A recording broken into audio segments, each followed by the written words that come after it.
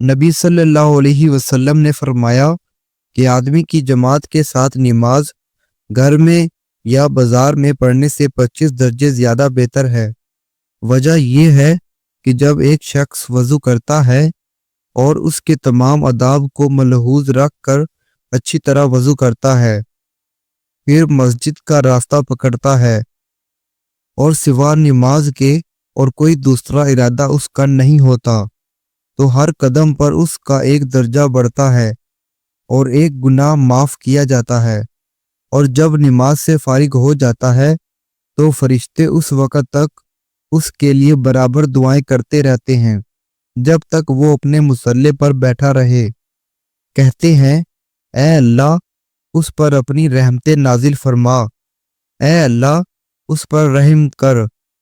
اور جب تک تم نماز کا انتظار کرتے رہو گویا تم نماز ہی میں مشغول ہو۔